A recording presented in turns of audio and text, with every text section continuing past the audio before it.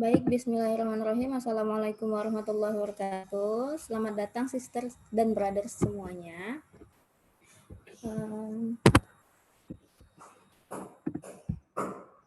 Alhamdulillahirrahmanirrahim. Wassalamualaikum warahmatullahi wabarakatuh. Sayyidina Muhammadin wa ala alihi wa sahbihi ajma'in. Amma ba'du. Puji syukur alhamdulillah, marilah senantiasa kita panjatkan kepada hadirat Allah Subhanahu wa taala atas limpahan rahmat dan hadiahnya. Kita dapat berkumpul di majelis kali ini yang berbentuk frasa talk. Terima kasih kepada Ustadz Hadi Nur Ramadan yang telah menyempatkan waktu untuk hadir. Terima kasih juga kepada seluruh panitia Frasa Talk dan brothers and sisters sekalian yang telah hadir mengikuti Frasa Talk pada pagi hari ini. Sebelumnya izinkan saya untuk memperkenalkan diri terlebih dahulu. Nama saya Nur Hanifah Hamdah, di sini selaku MC yang akan membersamai brothers and sisters semua hingga acara ini selesai insya Allah. Adapun tema Frasa Talk pada sesi kedua ini adalah Pemuda Bincang Sejarah, Penghancuran Buku dari Masa ke Masa. Nah, selama acara ini berlangsung, sisters and brothers kalian diharapkan dapat mematikan mic atau audionya agar tidak mengganggu jalannya acara dan juga untuk menghindari kendala jaringan. Baik, sebelum kita masuk ke acara inti, izinkan saya untuk mengenalkan frasa terlebih dahulu. Pasti mungkin beberapa brothers and sisters masih bertanya-tanya ya, apa sih frasa itu? Nah, frasa merupakan komunitas perempuan yang bergerak dalam bidang keilmuan yang dimana berdiri sejak tanggal 25 Agustus 2019. Frasa ini juga sebagai wadah untuk para perempuan dalam menyinergikan naluri perasaannya dengan kekuatan intelektualnya. Di samping peran perempuan dalam keluarga dan masyarakat, terdapat amanah kontribusi yang sangat besar. Frasa yakin bahwa perempuan juga dianugerahkan potensi yang luar biasa. Salah satu yang dapat dilakukan untuk menjalankan perannya secara maksimal adalah dengan mengasah potensi lewat menuntut ilmu. Maka berangkatlah dari hal itu, Frasa memiliki visi untuk membangun kecintaan perempuan akan ilmu pengetahuan, baik ilmu pengetahuan umum maupun ilmu pengetahuan Islam. Nah, alhamdulillah selama 1 tahun ini Frasa sudah banyak melakukan program, di mana yaitu Women Science Academy, Frasa Talk, Frasa Charity, kelas Mulazamah Tarbiyatul Islam, dan Frasa Store. Next. Untuk Women Science Academy ada kelas Al-Quran dan Hadis yang dimana kelas ini peserta akan pelajari tafsir Al-Quran dan Hadis secara runut dengan kapasitas sebanyak 250 sampai dengan 500 peserta. Kelas fikih intensif 1 dan 2 yang dimana mempelajari fikih dengan mazhab Imam Syafi'i. Lalu ada kelas Tarbiyatul Aulad yang dimana diharapkan mampu memberikan gambaran dan membangun konstruksi berpikir untuk mencetak generasi-generasi terbaik pada era kejayaan Islam dahulu. Nah, selanjutnya ada Frasa Talk yang dimana kelas ini mengangkat tema-tema umum seperti psikologi, kesehatan, finansial, gaya hidup, dan lain-lain. Ada Frasa Charity yang dimana gerakan ini merupakan gerakan sosial masyarakat yang dibuat oleh Frasa yang mana sasarannya adalah untuk memberikan bantuan kepada janda fakir miskin serta kaum duafa. Selanjutnya ada kelas Mulazamah Tarbiyatul Islam, di mana ini merupakan kelas intensifnya Frasa yang dibuka khusus untuk 30 orang, yang dimana bahasanya itu berfokus pada keilmuan Islam dan seputar adab, akidah, dan akhlak. Dan terakhir ada Frasator, yang mana platform usaha Frasa yang menyediakan berbagai pernak-pernik wanita, juga secara khusus muslimah. Next. Nah, jangan lupa brothers and sister bisa nih follow IG-nya Frasa di @frasa.in, ada juga frasastore.in, lalu ada juga Tumblr dan emailnya. Baik, apakah pembicara kita sudah masuk? Sudah join? Sudah ya, insya Allah Ustadz Nur Hadi sudah, Ustadz Hadi Nur Ramadan sudah bersama kita ya. Oke.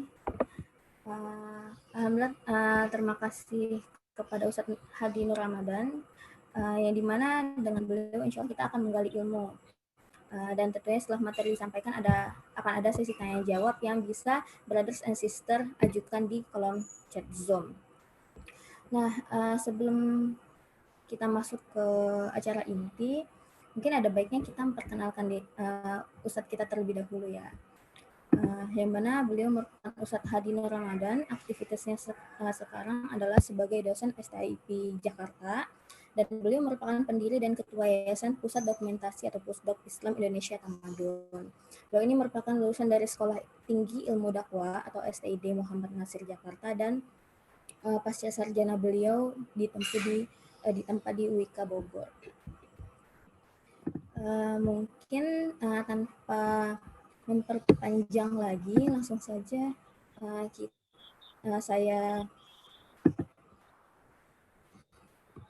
kita masuk ke materi acaranya, yaitu kepada Ustadz Hadi Nur Ramadan. Saya persilahkan. Bismillahirrahmanirrahim. Assalamualaikum warahmatullahi wabarakatuh. Waalaikumsalam warahmatullahi wabarakatuh.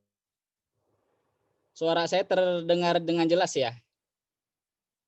Insya Allah iya, Ustaz. Ya. Alhamdulillah, syukur kepada Allah wa syukurillah, syukurillah wahdahu la syarikalah, wa syukur anna Muhammadan abduhu wa rasuluhu alladzi la nabiyya ba'da amma ba'du. Para kawan-kawan frasa yang dimuliakan Allah Subhanahu wa taala, alhamdulillah puji syukur kehadirat Allah yang terus memberikan kita nikmat kekuatan untuk terus thalabul ilmi. Mudah-mudahan ini sebagai salah satu cara untuk kita melanjutkan warisan para leluhur. Salawat serta salam tercurah kepada uswah qudwah pada Nabi kita Nabi Muhammad SAW beserta keluarganya, para sahabatnya, para tabiin, para tabi'ut tabiin, dan mudah-mudahan kita termasuk pengikutnya hingga akhir zaman. Alhamdulillah di pagi yang sangat cerah ini saya bersyukur kepada Allah diundang oleh kawan-kawan untuk berbicara tentang dunia perbukuan yang memang alhamdulillah sejak SD saya sudah kutu buku, walaupun di rambut saya belum pernah ada kutu yang buku. Alhamdulillah kami mendirikan sebuah yayasan Pusat Dokumentasi Islam Indonesia Tamadun. Ini adalah sebuah lembaga sejarah, lembaga dunia literasi, bagaimana membangkitkan umat dalam dunia literasi, wabil khusus buku-buku sejarah. Dan alhamdulillah Yayasan Pusat Dokumentasi Islam Indonesia Tamadun atau Pusdok Tamadun ini sekarang sudah mengumpulkan 6.379 buku-buku sejarah Islam di Indonesia. Jadi kalau teman-teman mau cari buku Hamka, buku Ahmad Dahlan, Hasyim Asy'ari, dan tokoh-tokoh Islam di Indonesia mulai dari abad 18, 19, 20 hingga sekarang, insya Allah di perpustakaan kami ada. Dan ini mudah-mudahan acara ini menjadi salah satu media silaturahmi kita awal untuk kita melanjutkan kerja-kerja besar dalam bidang peradaban. Tadi disampaikan oleh moderator, frasa salah satu frasa adalah membentuk komunitas literasi ya. Dan saya kira ini sangat strategis ya, karena perempuan itu ya hidupnya selalu dengan buku ya. Perempuan itu hidupnya selalu dengan buku ya, sehingga peribahasa Arab mengatakan ya al-ummu maktabatul ula ya. Ibu itu adalah perpustakaan pertama buat anak. Ya. Dalam peribahasa Arab yang lain mengatakan al-ummu madrasatun ula ya. Ibu itu adalah madrasah. Ya, madrasah sekolah peradaban yang pertama ya untuk anak-anak. Oleh karena itu para kawan-kawan, saya bersyukur di frasa ini adalah komunitas akhwat, komunitas perempuan yang punya dunia literasi yang sangat mudah-mudahan bukan hanya sekedar forum dunia baca, tapi bagaimana buku ini kemudian menjadi lokomotif ya, lajunya kebangkitan Islam di Indonesia. Para kawan-kawan frasa yang dimuliakan Allah, tidak ada peradaban di dunia ini yang sehebat peradaban Islam. Saya alhamdulillah pernah berkunjung ke berbagai Asia Tenggara, ke Malaysia, ke Singapura, ke Thailand. Dan saya datang ke berbagai tempat-tempat riset ya. Tidak ada peradaban ya, di dunia ini yang besar kecuali peradaban Islam. Oleh karena itu ya, jikalau ingin menghancurkan satu peradaban ya, maka yang dihancurkan pertama ya setelah wanita adalah perpustakaan. Jadi untuk menghancur sebuah peradaban, menghancur sebuah negara, ya, yang pertama ya tentu yang dihancurkan adalah perempuan. Karena perempuan itu adalah pencetak generasi-generasi yang akan melanjutkan ya, bangsa tersebut. Dan yang kedua yang dihancurkan adalah perpustakaan. Karena perpustakaan ini adalah rujukan ya, kiblat sebuah negara untuk menjadi bangsa yang baik atau tidak, menjadi bangsa yang tangguh atau menjadi bangsa yang hancur. Oleh karena itu, peradaban Islam, kalau kita lihat nanti, baik peradaban Islam di Baghdad, Abbasiyah, zaman Khalifah Abbasiyah, maupun peradaban Islam di Andalusia, dinasti Umayyah, maka yang dihancurkan yang pertama ya, adalah perpustakaan. Ya, nanti kita akan masuk sampai perpustakaan-perpustakaan mana saja yang oleh musuh-musuh Islam. Yang pertama adalah perpustakaan Baghdad yang merupakan jadi korban penyerbuan Hulagu Khan, ya, yang sebenarnya ini adalah kerjanya Genghis Khan di perpustakaan-perpustakaan besar di Abbasiyah di Baghdad. Dan ini luar biasa. Baghdad ini adalah rujukan kiblat ilmu pengetahuan Islam di dunia. Ya. Jadi Hulagu Khan ini adalah anak dari Tulay dan Songaini Beki, seorang wanita Nasrani. Ya. Dan Hulagu Khan adalah pertama yang menaklukkan banyak negara di Asia Barat dan Timur Tengah. Ya. Lalu Baghdad adalah kota yang lahir ya kembali pada 762 Masehi di bawah dinasti Daulah Abbasiyah. Satu pada 750 sampai kemudian hancur pada 1258 ya. Jadi sebelumnya Baghdad ini sangat terkenal ya karena di sini juga lahir sebuah peradaban bangsa yang sangat besar yaitu Babilonia yang terkenal dengan peninggalan yang sangat legendaris dengan taman gantungnya. Jadi kalau teman-teman pernah menonton Discovery Channel itu ada taman gantung. Nah, taman gantung itu terinspirasi dari kisah kerajaan di Babilonia yang kemudian juga kerajaan peradaban Babilonia dihancurkan oleh kerajaan-kerajaan yang ingin menghancurkan Babilonia. Tapi para kawan-kawan yang dimuliakan Allah, kalau kita lihat peradaban Islam ketika Islam masuk di dalam satu daerah, baik di Baghdad maupun Islam masuk ke Andalusia, dua daerah ini adalah satu, kalau Baghdad sudah dulu pernah ada jayanya peradaban Babilonia, hancur berkeping-keping, lalu kemudian Islam masuk pada 762 Masehi dibangkitkan kembali. Jadi itu para orientalis barat mengatakan bahwasanya Baghdad adalah kota yang lahir kembali dan itu dilahirkan oleh peradaban Islam. Peradaban Islam. Dan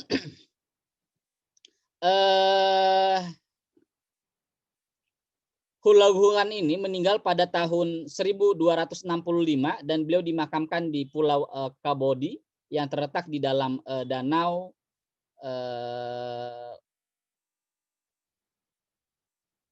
Urmia, dan dia digantikan anaknya oleh Abaka. Ada salah satu beberapa faktor yang sangat mempengaruhi Hulagu Khan bernafsu menaklukkan wilayah Muslim dan sangat kejam karena setiap kali dia berhasil, ya, dia selalu menghancurkan perpustakaan. Ya, yang kemudian di Sungai Efrat itu, ya, kalau teman-teman baca buku sejarah yang ditulis oleh para orang-orang Barat khususnya, lautan itu ya, berubah menjadi tinta. Atau teman-teman baca buku Ar-Raghib Ar-Sirjani, ya, itu saya rekomendasikan teman-teman perasa untuk baca buku itu. Ya, ini benar-benar Genghis Khan ini, Hulagu Khan ini sangat jahat. Ya, dan mereka tidak kenal dengan satu peradaban. Nah, memang faktornya adalah karena pengaruh ibunya yang bernama Beki. Ya. Beki ini adalah istri dan sahabat dekatnya Kitbuka. Mereka adalah penganut Kristen yang sangat fanatik ya terhadap ajarannya dan kemudian memendam musuh yang mereka anggap sebagai Islam yang harus dimusuhi. Para kawan-kawan yang dimuliakan Allah Subhanahu wa taala, pada tanggal 29 Januari 1258 ya, kota Baghdad kemudian dikepung pasukan Mongol di bawah pimpinan Jenderal Cina Go Khan ya.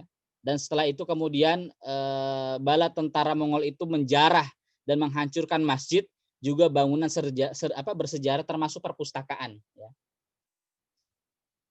Dan perpustakaan inilah yang kemudian dalam catatan sejarah ada 200 lebih perpustakaan yang dimiliki oleh negara. Ya, dalam hal ini oleh Daulah Abbasiyah. 200 perpustakaan di daerah Baghdad dan sekitarnya. Belum lagi perpustakaan para raja, ya, perpustakaan para intelektual, perpustakaan para cendekiawan, para ulama yang itu juga dihancurkan ya oleh pasukan Mongol. Ya. Jadi ini peradaban yang dihancurkan oleh Mongol, yaitu perpustakaan yang ini sebenarnya juga sebelum Islam masuk di Babilonia, di Baghdad, itu juga dihancurkan. Lalu para kawan-kawan yang dimuliakan Allah, alhamdulillah dari Baghdad ya, dan kemudian juga nanti kita bicara tentang Andalusia dan kehalifan-kehalifan Islam yang lain, peradaban-peradaban yang perpustakaan buku-bukunya dihancurkan. Dan memang salah satunya masih juga banyak buku, kitab atau manuskrip ya Islam yang itu tersebar di berbagai negara Eropa. Ya. Ya. Ini dalam catatan saya ada penyebaran sejumlah besar manuskrip Islam di 10 negara barat. Ya. Bisa ini slide-nya. Ini data yang bisa teman-teman kaji, yaitu data dari British Council Regional Asia Selatan. Jadi British Council ini adalah sebuah lembaga yang mendata buku-buku Islam yang ini hari ini ada di Barat. Ya. Tulisannya Imam Nawawi, tulisannya Imam Syafi'i, ya, tulisannya Ibnu Sina, Al-Farabi dan sebagainya. Dan para ilmuwan Islam, ya. Dan ini tersimpan di pusat-pusat studi Barat, ya. Ya, yang pertama di Prancis, ya, yang kedua Belanda, Inggris dan Amerika. Ya. Jadi penyebaran manuskrip Islam, ya, itu di Inggris, Prancis, Spanyol, ya, Amerika, Denmark, Jerman, Italia dan Belanda. Wabil khusus yang Inggris, Prancis, Jerman, ya, Belanda, Amerika ini yang begitu banyak. Contoh, di Inggris saja ada sekitar 17 perpustakaan ya dikelola oleh British Council yang itu menyimpan seluruh buku-buku Islam. Buku-buku karya ulama-ulama besar. Ya. Nanti kita akan bedah pertanyaannya, Ustadz kok kenapa bisa ada di Inggris? Ya. Lalu yang kedua di Perancis. Ya. Dan yang ketiga di Amerika. Di Amerika di Library Congress, ya, perpustakaan Amerika Library Congress. Lalu kemudian di Cornell University, di Universitas McGill Montreal Kanada, dan yang lain-lain. Itu banyak sekali manuskrip dan sejarah-sejarah Islam. Termasuk di Jerman, ya, di Goethe University. Lalu di Belanda, ya, di Belanda kampus yang terkenal adalah Leiden. Tuh.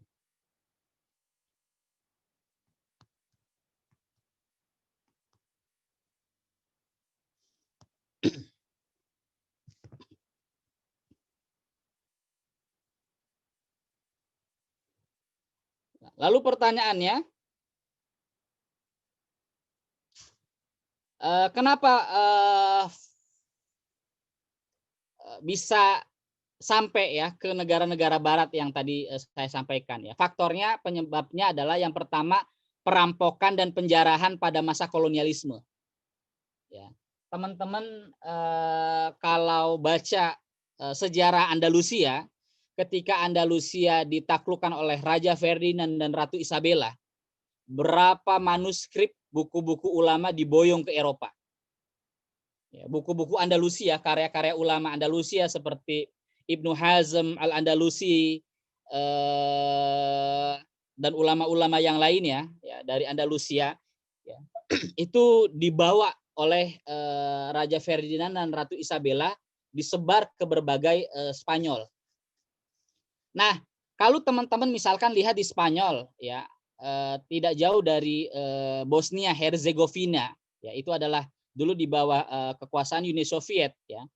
Ada salah seorang ulama besar, Mustafa Serik ya. Saya pernah ikut ceramahnya beliau di Malaysia. Mustafa Serik ini mengatakan bagaimana dulu ketika umat Islam diserang oleh Serbia di Bosnia, itu seluruh manuskrip Islam itu dihancurkan, dibakar. Bahkan ya, mereka bukan hanya membunuh umat Islam, bukan hanya menghancurkan umat Islam, tapi mereka juga menghancurkan perpustakaan. Ini juga kasusnya nanti sama seperti tatkala Amerika menjajah Irak. Tatkala Amerika menginvasi Irak ya, berapa banyak perpustakaan di 1001 kota malam di Baghdad itu yang dihancurkan oleh Amerika. Ya, tetapi kemudian perpustakaannya dihancurkan, tapi manuskrip buku-bukunya itu diboyong. Dulu saya pernah jadi wartawan Sabili, tentu teman-teman pernah tahu majalah Sabili. Alhamdulillah, saya pernah jadi wartawan majalah Sabili. Dulu saya sering baca koran-koran dari Barat, ya termasuk dengar radio BBC, lalu ada Australia News, lalu kemudian koran-koran Timur Tengah. Jadi tentara Amerika itu memboyong buku-buku di perpustakaan Baghdad, dan itu mereka kirim ke Amerika dengan helikopter, termasuk dengan kontainer. Ya, jadi mereka bukan hanya dengan dalih terorisme, lalu kemudian mereka juga bukan hanya kolonialisme menjajah, di situ ada bahan energi minyak ya, tapi mereka punya niatan bagaimana manuskrip Islam itu diboyong ke Eropa. Dalam hal ini kasus Amerika tatkala pasca 11 September. Atau kalau kita lihat kasus di Indonesia, di Nusantara. Ya. Teman-teman tentu pernah lihat dan pernah dengar Raffles, Sir Thomas Raffles. Ya, Raffles ya. Tentu yang orang Bogor tahu Raffles ya kan. Nah, Raffles itu tatkala datang ke Nusantara pada tahun 1814 ya, dan sampai beberapa tahunnya dia di Nusantara, kemudian dia di Yogyakarta, dia memboyong, mencuri seluruh manuskrip Islam perpustakaan 72 perpustakaan di Yogyakarta. Ya, makanya ada buku teman-teman bisa baca, ini bisa dilihat, saya tunjukin bukunya, bisa di ini shoot sebentar ya. Judulnya Raffles dan Invasi Inggris ke Jawa, dan ini ditulis oleh Tim Hannigan. Judul bukunya Raffles and the British Invasion of Java ya. Pada tahun 1811 sampai 1816 ya, Raffles memboyong perpustakaan Keraton Yogyakarta Sultan Hamengkubuwono III. Ya. Ayahnya ayahnya Pangeran Diponegoro ya. Jadi tatkala Raffles datang ke keraton ya, itu memboyong, mencuri 70.000 ya perpustakaan manuskrip Islam Jawa. Ya.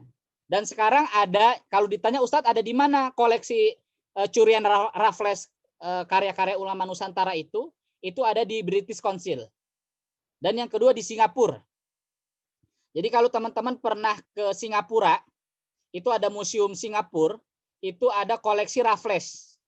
Dan di situ banyak sekali karya-karya ulama-ulama Nusantara yang dicuri oleh Raffles. Ya, jadi bukan dibakar, itu dicuri. Ya, makanya kalau kemarin kan lagi rame-ramenya Ratu Inggris ya Isabella itu mengembalikan kerisnya Pangeran Diponegoro. Teman-teman tentu pernah dengar itu kemarin 3 bulan yang lalu. Tapi saya harap itu bukan hanya kembali keris saja, tetapi seluruh karya-karya ulama-ulama kita, manuskrip buku-buku ulama-ulama kita, ya ulama-ulama Nusantara perlu dibalikin itu oleh Inggris.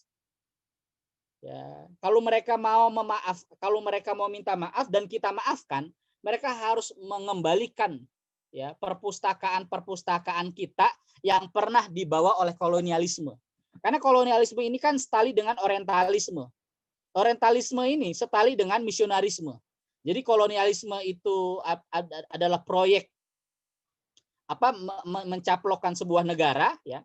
Lalu imperialisme melakukan sebuah penjajahan, bagaimana imperialisme dan kolonialisme ini kuat dan kokoh harus dibarengi dengan penelitian-penelitian. Dan yang melakukan penelitian itu adalah orientalisme. Ya.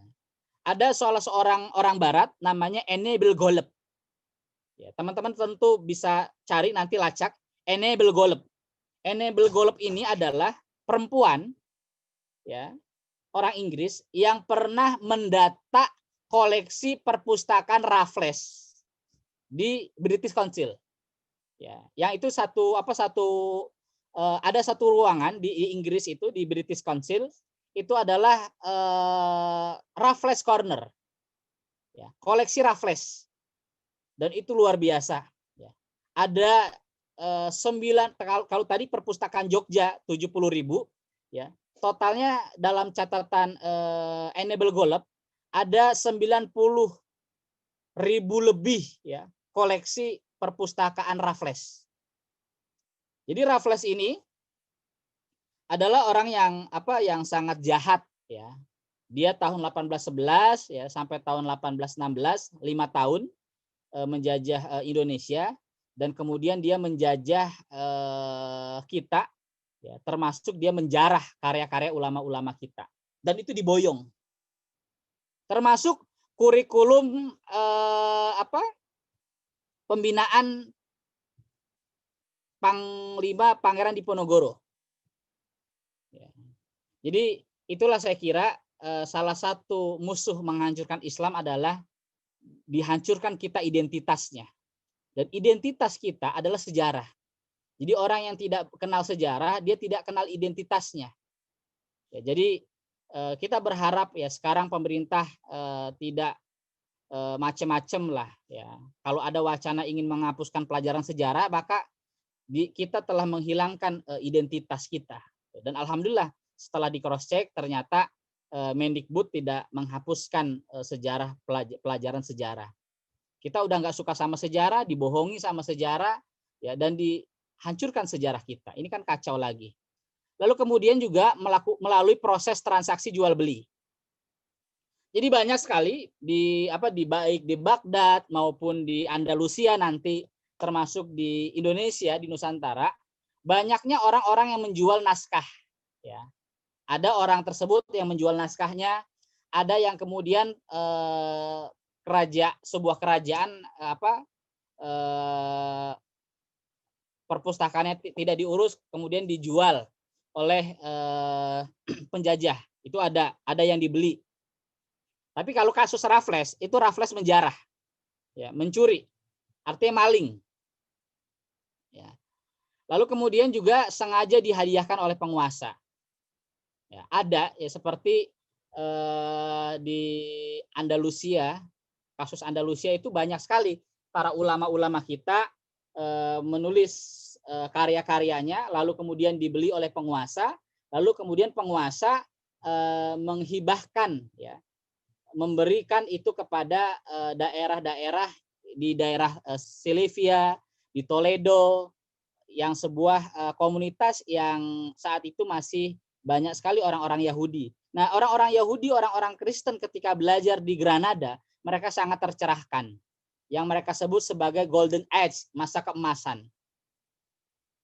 Para kawan-kawan yang dimuliakan Allah, itu ya, jadi 3 faktor ya yang menyebabkan kenapa manuskrip Islam atau buku-buku Islam atau perpustakaan Islam bisa ada di tangan orang Barat. Nah, makanya dalam istilah orang Betawi gini nih, apa yang dia punya, apa yang kita punya dia punya. Orientalis itu gitu. Teman-teman mau belajar bahasa Arab, ya, teman-teman mau belajar hadis, ya, kitab hadis yang aslinya itu hadis Arba'in An-Nawawiyah, ya, itu adanya di Jerman dan di Inggris. Ya, tulisan tangan Imam Nawawi, ya, hadis Arba'in An-Nawawiyah dan kitab hadis Al-Azkar Imam Nawawi, ya, hadis doa-doa Al-Azkar itu ada di Jerman.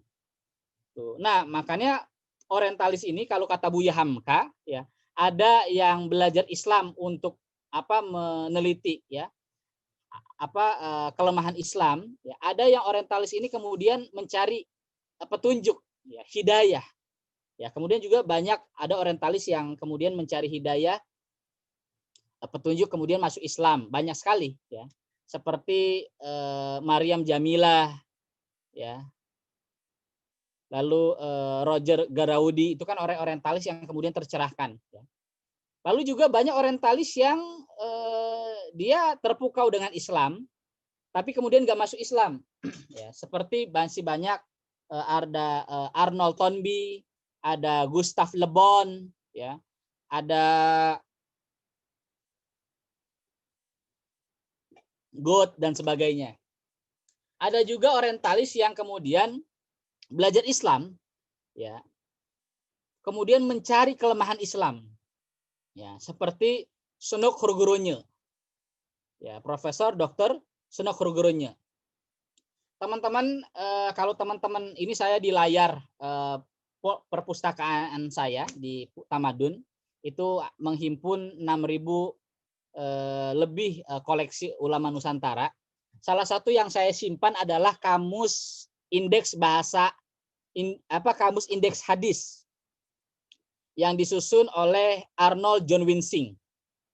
Ya, nama kitabnya Al-Mu'jam lil Mufarasil Afadil Hadis An-Nabawi. Ya, kumpulan indeks hadis Nabawi yang disusun oleh Arnold John Winsing, guru besar bahasa Arab di Universitas Leiden Belanda.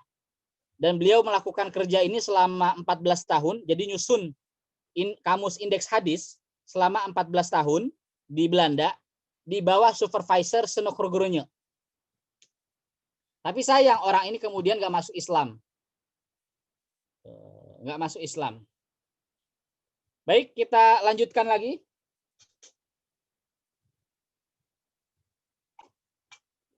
Selanjutnya, jadi orientalisme, misionarisme, lalu kemudian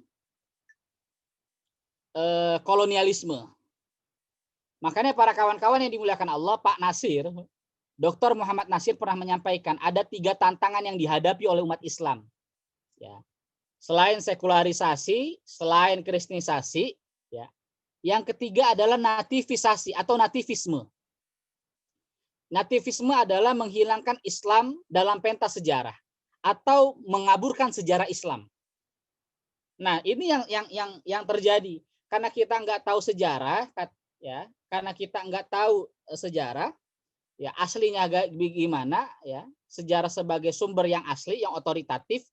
Lalu kemudian data-data itu ada di Belanda. Data-data itu ada di universitas-universitas besar, ya, di Oxford, di SOAS, School Oriental African Studies dan sebagainya, yang kemudian mereka melakukan harakatu taskik, ya, melakukan pembelokan sejarah. Ya, makanya nativisme ini yang sangat berbahaya. Contoh misalkan kalau kita baca tentang Wali Songo. Benar nggak sih Sunan Kalijaga itu bertapa sampai puluhan tahun, ya, Kan kalau kita baca sejarah Wali Songo selalu identik dengan klinik. Atau kalau kita baca Pangeran Diponegoro, ya, biografi Pangeran Diponegoro yang ditulis oleh sejarawan Inggris Peter Carey. Kesimpulan Peter Carey apa? Kalau teman-teman baca, kata Peter Carey, kenapa Pangeran Diponegoro itu kemudian menjadi orang yang hebat pada 1825 sampai 1830 dan menjadi pemimpin yang terhebat, bisa menaklukkan Belanda sampai kemudian Belanda kalah dalam beberapa yang sangat rugi jumlahnya, karena kesimpulan Peter Carey, Pangeran Diponegoro dibantu oleh makhluk halus. Nah, ini kan kacau. Ya. Bagaimana seorang Peter Carey yang non Muslim meneliti tentang Diponegoro, ya, tentang sebuah perlawanan, ya, yang total yang kita sebut dengan jihad. Bagaimana Pak Peter Carey ngerti tentang jihad kalau dia dalam sebagai seorang yang non Muslim? Dan kita doakan Pak Peter Carey yang 42 tahun hidupnya dihabiskan meneliti tentang Pangeran Diponegoro, Allah berikan hidayah. Ya, makanya teman-teman bisa baca buku Karel Standring. Karel Standring ini misionaris sekaligus orientalis dari Leiden, Belanda. Dia pernah menulis buku beberapa aspek abad Islam abad 19. Ya, Karel Standring ini pernah belajar bahasa Arab langsung ke Gontor, ya, dan dia adalah muridnya Sunan Korogeronya. Ya, salah satu muridnya Sunan Korogeronya. Buku itu diberikan kata pengantar oleh Profesor Dr. Rasidi, Pak Rasidi, ya, mantan Menteri Agama Republik Indonesia. Nah, kata Pak Rasidi, orientalis ini, ya, orang sejarawan Barat ini orientalis, mereka ini menulis sejarah, ya, bumbunya enak, ya, tapi sayang, ya, yang dimasak bikin nasi goreng, tapi belum jadi nasi, masih jadi gabah. Ya, teman-teman kalau bikin nasi goreng, bumbunya enak, tapi tetap kalau nasinya belum jadi nasi, masih jadi gabah, tentu kan akan hambar. Nah, itulah yang Pak Rasidi berikan komentar kepada Karel Standring dan para orientalis yang lainnya yang menulis tentang sejarah Islam Indonesia. Bagaimana mereka mau meneliti Islam di Indonesia kalau mereka nggak ngerti tentang ajaran Islam, nggak ngerti tentang jihad, ya, nggak ngerti tentang keimanan yang total dan sebagainya, akan hambar. Makanya kata Pak Rasidi, salah satu untuk menulis sejarah itu harus dengan jiwa penghayatan, yaitu jiwa penghayatan. Teman-teman yang dimuliakan Allah, kasus juga kemudian di Andalusia, buku juga banyak yang dihabisi di Sevilla, di Granada, di Salamanca, di Cordova dan Toledo. Bagaimana manuskrip Islam itu dihancurkan. Lalu Stephanie Brickman dari Institute of Oriental Studies di Universitas of Leipzig, ya, Leipzig ini adalah satu universitas yang sangat terkenal di Eropa, mengatakan banyak koleksi naskah Islam berasal dari kontak Kekaisaran Ottoman pada abad ke-17 dan hingga abad ke-19. Ya, manuskrip itu dibawa oleh tentara, pedagang, misionaris, dan administrator, ya, penulis dan para pelancong. Dan kalau sekarang banyak hubungan, sekarang kan sedang rame-ramenya khilafah, ya. Banyak sekali hubungan relasi antara khilafah Utsmani dan khilafah kerajaan Islam di Nusantara. Tuh, pada abad ke-17 dan sampai 19. Dan ini perlu kita buktikan agar orang tidak alergi lagi dengan khilafah. Para kawan-kawan yang dimuliakan Allah Subhanahu wa taala, Inggris, ya, adalah salah satu negara kolonialis yang paling berpengaruh dan pemilik manuskrip Islam terbesar, ya, dan memiliki jejaringan dengan berbagai belahan dunia Muslim, ya,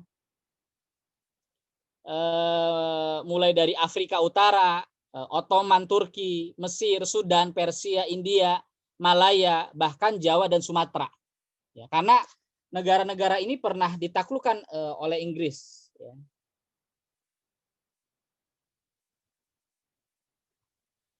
Para kawan-kawan yang dimuliakan Allah Subhanahu wa taala, kemudian juga di Bosnia yang tadi saya sebutkan ya, manuskrip Islam hubungan Bosnia dengan Turki Utsmani itu juga dihancurkan oleh mereka.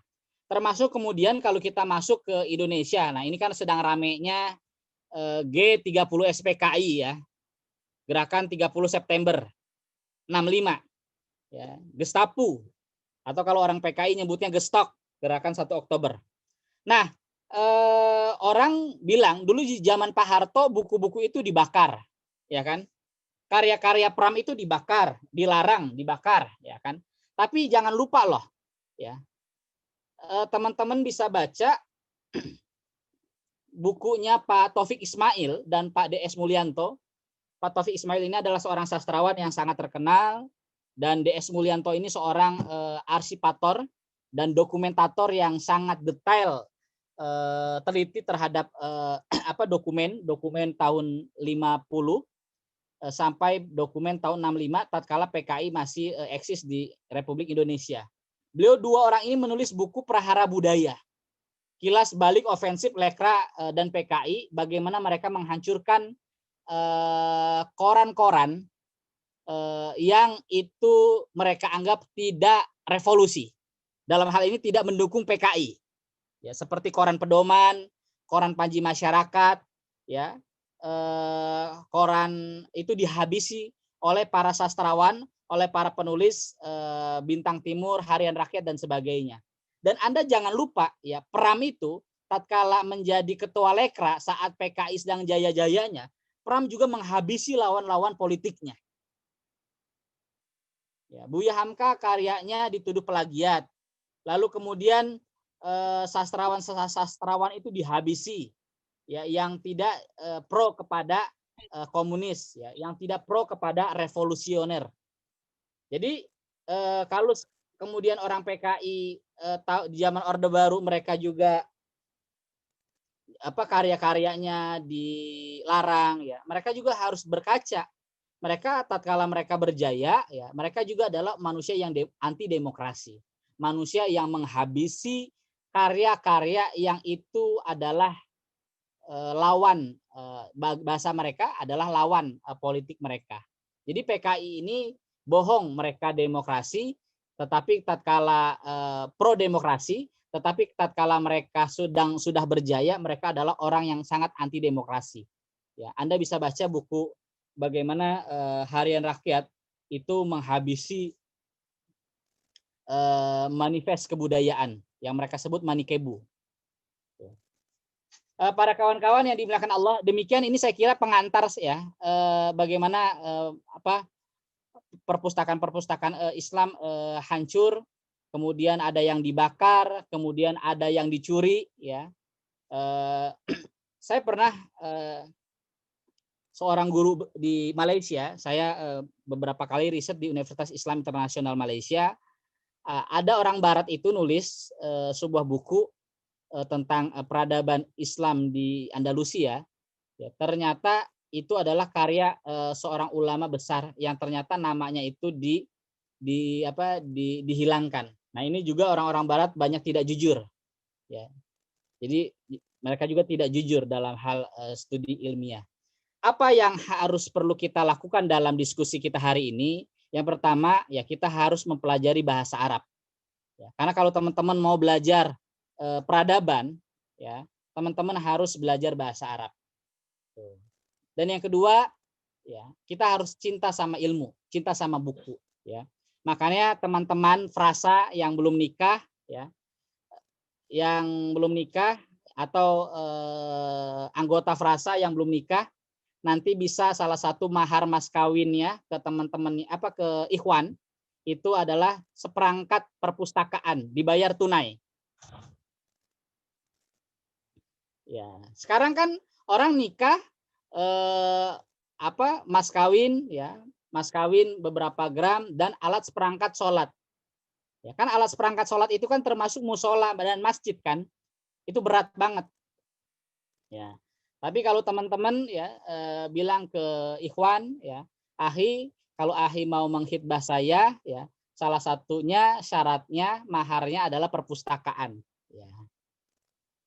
Gimana Ustadz? Ya harus nyari jodoh yang pustakawan, harus yang punya perpustakaan.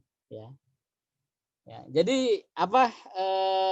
Jangan cari ikhwan ya, yang suka main game online. Ya, yang suka main game online ya, legend ya kan, sampai kemudian dia bilang baik Uhti saya akan hijrah, nggak akan main game online lagi karena kamu. Nah ini lelaki-lelaki yang alay. Jadi teman-teman ya ikhwan, yang akhwat ya khususnya ya, carilah calon-calon pemimpin ya, qawam bil qisti minan nas ya, yaitu orang yang cinta sama ilmu ya, karena dari sinilah kemudian kita akan membangkitkan peradaban, dan peradaban itu lahir dari rumah. Peradaban Islam itu ya bukan lahir dari negara, bukan lahir dari lingkungan, tapi awal peradaban Islam itu lahir dari rumah. Ya, makanya jadikanlah rumah sebagai ya madrasah, universitas. Ya. Anda lihat bagaimana Agus Salim selama hidupnya anaknya itu nggak pernah sekolah formal ya. Semua anaknya itu dididik oleh ayahnya, termasuk oleh ibunya. Baik, para kawan-kawan, ini pengantar yang saya bisa berikan. Saya ingin lebih banyak diskusi dari apa yang saya sampaikan, termasuk ada 2 slide yang nanti tentang sumbangsi Islam terhadap bangsa Eropa, bangsa Barat dalam hal ini, dan kita nanti lebih banyak diskusi. Sisanya slide yang saya berikan ke kawan-kawan frasa bisa teman-teman baca dan kita perkaya dalam diskusi ini. Sekian, terima kasih. Assalamualaikum warahmatullahi wabarakatuh. Waalaikumsalam warahmatullahi wabarakatuh. Nah, terima kasih Ustadz atas materinya yang sangat luar biasa gitu ya, yang membuka mata kita bahwa sebenarnya perpustakaan itu sangat penting gitu. Kadang kita kan ke perpustakaan ya hanya di waktu-waktu tertentu saja ya Ustadz ya. Tapi ternyata memang kita harus membangun juga gitu perpustakaan di misal tempat yang paling dekat sama kita yaitu di rumah. Baik, selanjutnya kita masuk ke sesi tanya jawab. Kepada brothers and sisters yang ingin bertanya, dapat mengirimkan pertanyaannya melalui kolom chat yang ada di Zoom.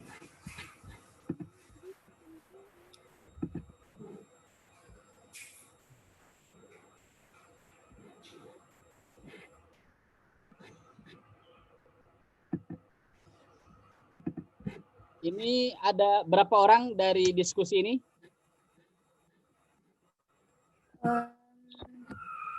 Partisipannya ada 173 Ustaz. Oh baik, baik. Ini khusus komunitas frasa apa memang umum? Terbuka untuk umum. Oke, baik. Baik, saya akan kasih semua peserta door prize ya. Karena teman-teman frasa, komunitas frasa ini komunitas literasi, saya akan kasih satu peserta di acara ini 1 buku.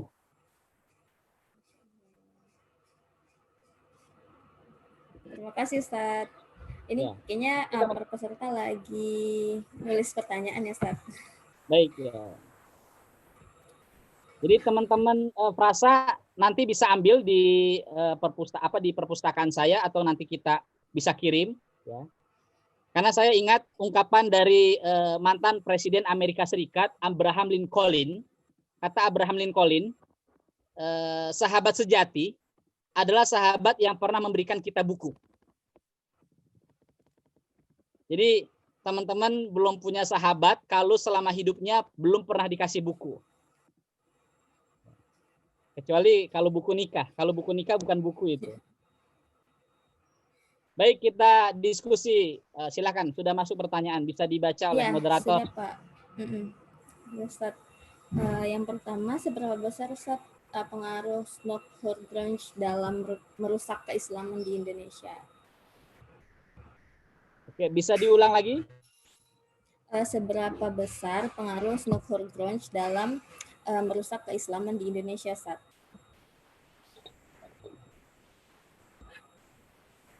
Ya, sebenarnya kalau kita lihat kerja-kerja snooker grunge ini kan sangat strategis ya. Salah satu yang dilakukan oleh snooker grunge adalah politik nativisasi ya, dan politik bagaimana seseorang itu belajar Barat ya, dibiayai oleh Barat, tapi kemudian dia inferior kepada Islam, ya, pada Islam, dan ini sangat berdampak ya dalam melanggengkan penjajahan kolonial Belanda. Maka banyak orang-orang yang disekolahkan politik isolasi, yang kemudian banyak orang-orang Islam disekolahkan, tapi kemudian mereka inferior, minder, bahkan menghujat Islam. Dan itu adalah kebijakan politik pendidikan yang dilakukan oleh snooker grunge. Lalu yang kedua, kalau teman-teman baca surat-surat pribadi snooker grunge kepada para gubernur Hindia Belanda selama menjabat, termasuk surat-suratnya yang di Leiden, sangat jelas ya apa politik snooker grunge itu, yang kemudian dalam rekomendasi Senok kepada pemerintah gubernur Hindia Belanda, kalau orang Islam itu hanya beribadah di masjid, ya, itu biarkan, nggak usah dihiraukan. Tapi kalau dia kemudian sudah masuk ekonomi, nah ini harus diawasi. Tapi kalau dia sudah masuk ke politik, harus dibubarkan. Nah ini adalah kebijakan politik snooker grunge. Jadi yang sangat berdampak adalah lahirnya orang-orang Muslim inferiority complex, ya, minder dalam jati diri Islam. Yang sebenarnya kemudian lahirnya bibit-bibit sekularisme itu merupakan hasil dari pendidikan politik snooker grunge untuk melanggengkan penjajahan kolonialisme.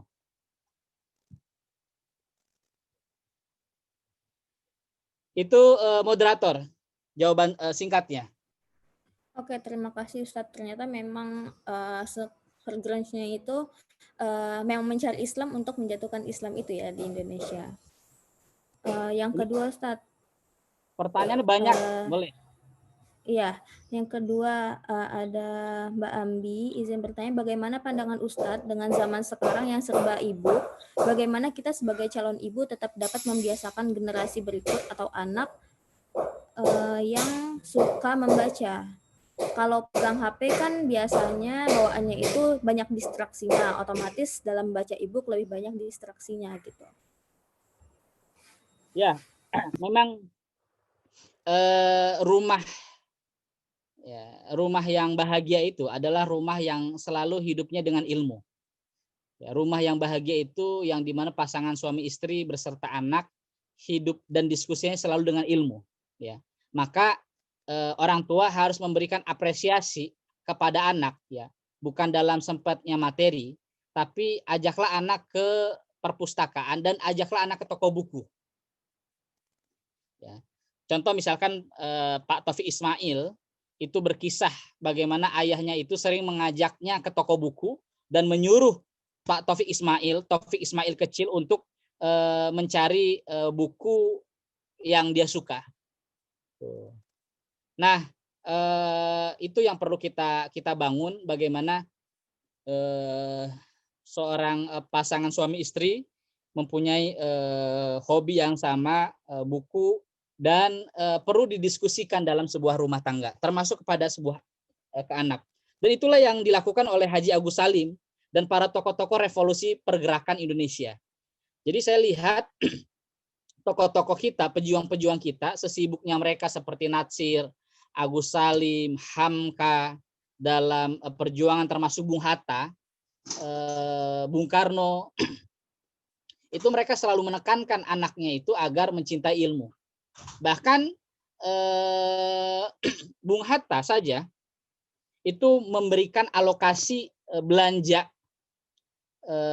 anaknya untuk dibelikan buku, ya, dibelikan sebuah buku. Nah, untuk merangsangan saya kira ke anak-anak adalah buku-buku kisah, ya, buku-buku kisah, bukan buku-buku legenda, ya, beda. Buku-buku legenda yang melahirkan cerita-cerita yang intrik, yang licik, ya, yang tidak jelas sumbernya, yang melahirkan khurafat, tahayul, itu yang harus kita hapuskan. Bacalah sebuah kisah buku yang itu melahirkan syaja'ah, keberanian.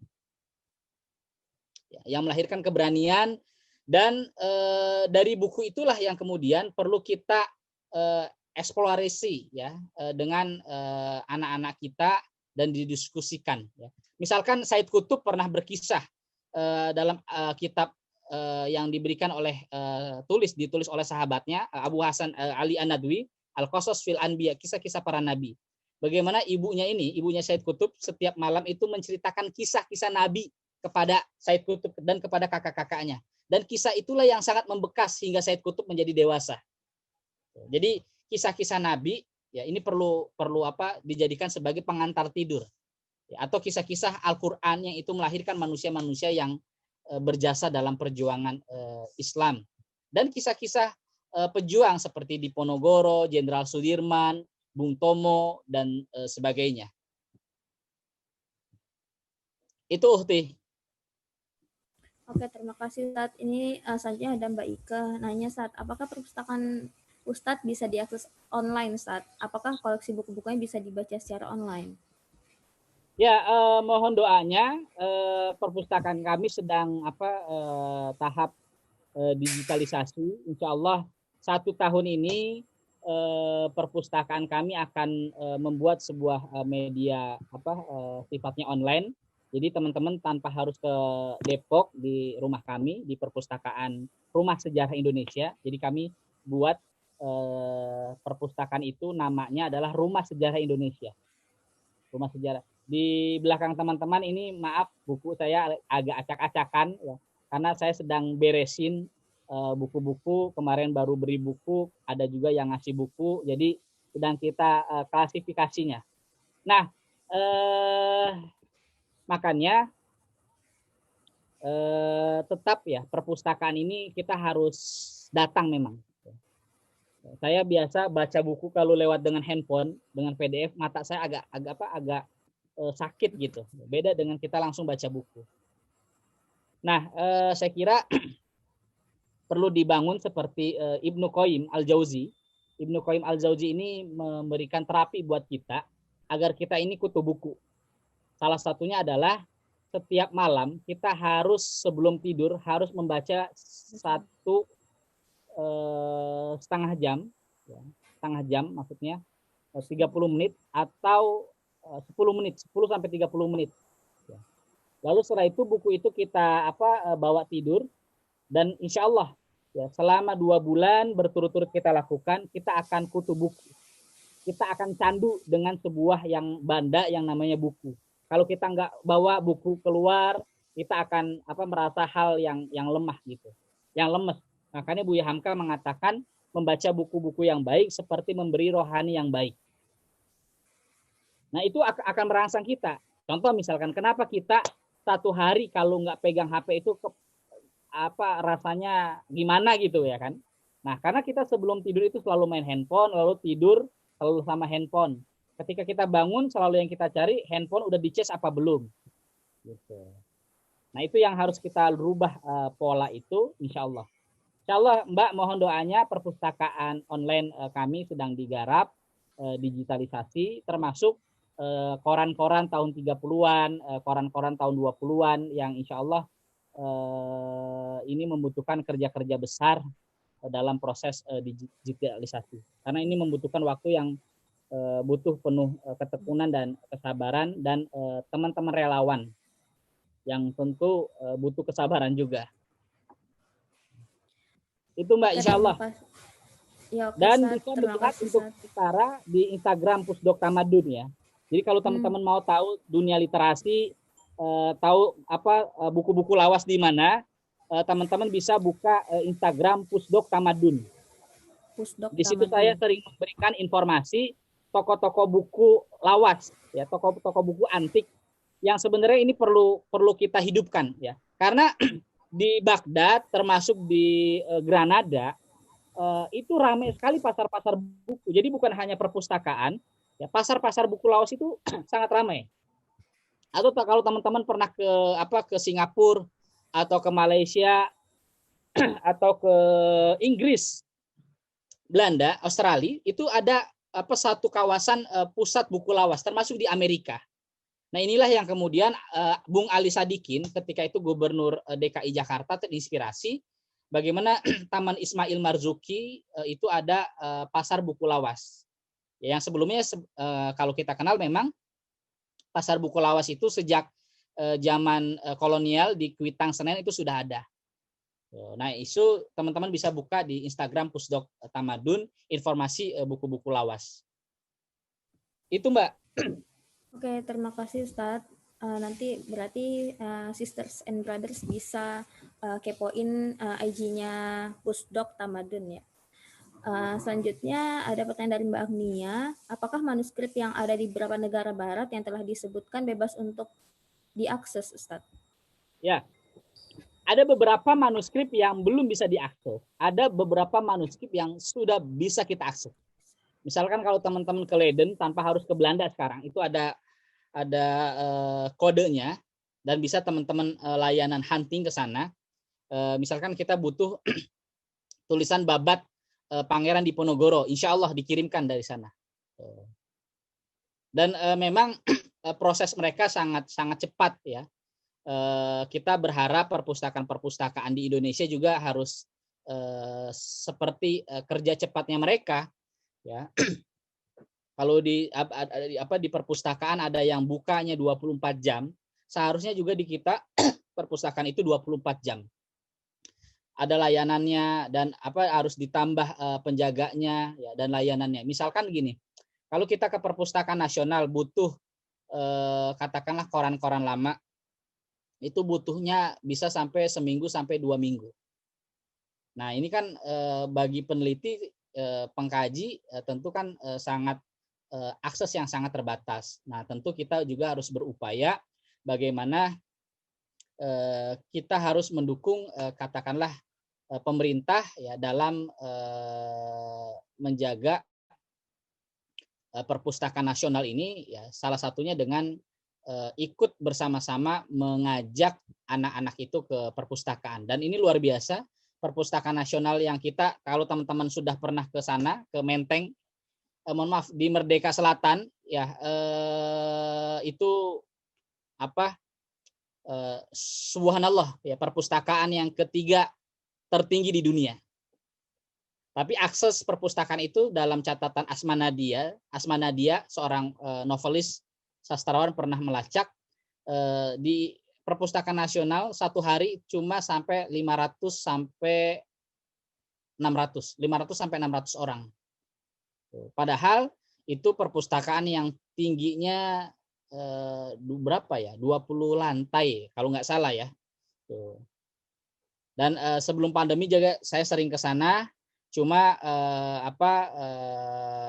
beberapa yang saya sangat sayangkan untuk tempat-tempat tertentu kita susah mengaksesnya.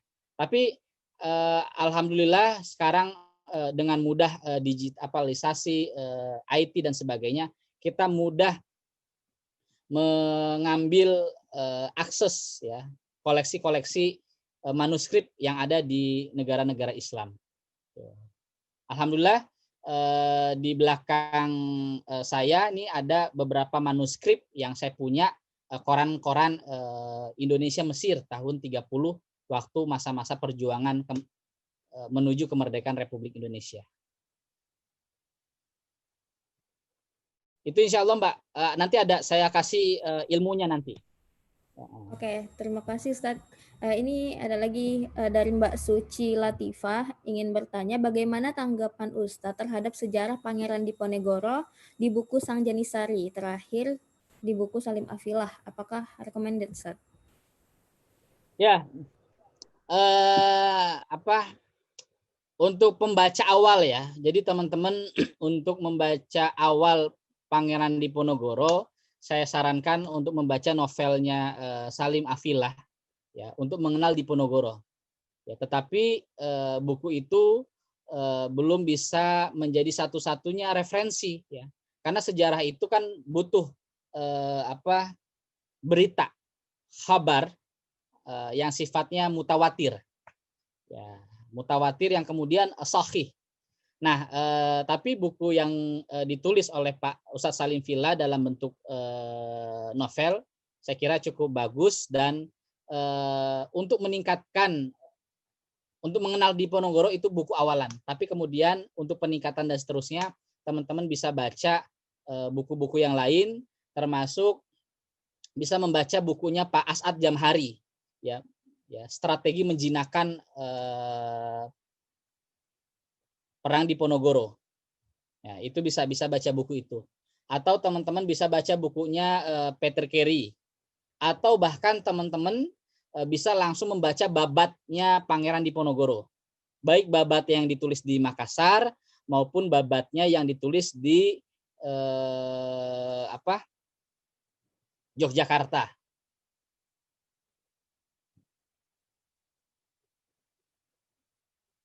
Itu tapi untuk awalan teman-teman saya rekomendasikan baca bukunya Ustaz Salim Villa.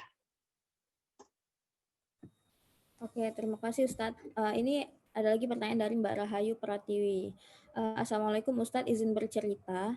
Saya guru IPS di salah satu sekolah Islam. Saya sering kesulitan menjelaskan tentang sejarah asli bangsa Indonesia ke anak-anak karena kalau di buku yang anak-anak baca itu katanya banyak diselewengkan. Contohnya saja tentang masuknya kerajaan Islam di Indonesia. Sering di buku kerajaan Hindu-Buddha yang lebih dahulu masuk. Adakah buku yang harus saya baca agar tidak salah menjelaskan ke anak-anak Ustadz? Lalu bagaimana dengan kurikulum yang bentrok terhadap realitas sejarah yang ada? Terima kasih, Ustaz. Ya, inilah yang sebenarnya, makasih Mbak sebagai guru sejarah IPS, guru IPS ya. Inilah yang sebenarnya bukan hanya dikhawatirkan oleh guru-guru IPS hari ini, tapi ini juga pernah dikhawatirkan oleh Buya Hamka. Jadi waktu Buya Hamka menjadi Ketua Majelis Ulama Indonesia, beliau mengundang para sejarawan-sejarawan seperti Pak Profesor Taufik Abdullah, lalu kemudian Pak Adabi Darban, lalu Ahmad Mansur Suryanegara dan sebagainya. Diadakanlah sebuah sejarah masuknya Islam di Nusantara. Ya, sejarah masuknya Islam di Nusantara yang itu ada di Medan. Dan dari hasil kesimpulan itu adalah dari hasil rekomendasi adalah yang pertama Islam masuk dengan langsung dari Mekah. Ya, dari Arab. Ya, dan ini dikuatkan dalam bukunya Profesor Syed Naqib Alatas, Historical Facts and Fiction, sejarah antara fiksi dan non-fiksi. Alhamdulillah saya punya bukunya. Nah, terus dari sini juga ini lahir buku ini, sejarah masuknya Islam di Indonesia, kumpulan prasaran seminar di Aceh yang disusun oleh Profesor Hashimi.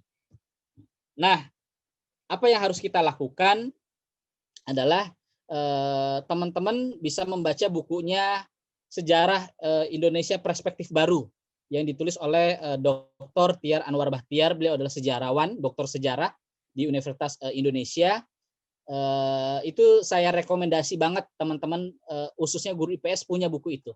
Nah, teman-teman yang belum punya bisa menghubungi saya dan insya Allah dalam beberapa bulan dekat ini akan kita mau terbitkan ulang karena buku itu pernah diterbitkan oleh Dewan Dakwah Islami Indonesia kerjasama dengan INSIS.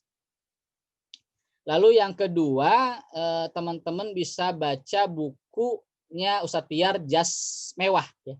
Jangan melupakan sejarah dan dakwah. Ya, atau bukunya Sejarah Umat Islam yang ditulis oleh Majelis Ulama Indonesia, tim Majelis Ulama Indonesia.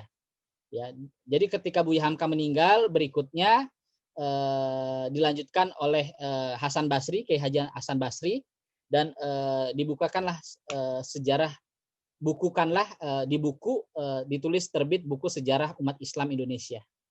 Nah, teman-teman yang belum punya, insya Allah nanti bisa japri di Pusdok Tamadun. Itu moderator. Oke, terima kasih Ustadz. Ini ada lagi pertanyaan dari Mbak Putri Permatasari.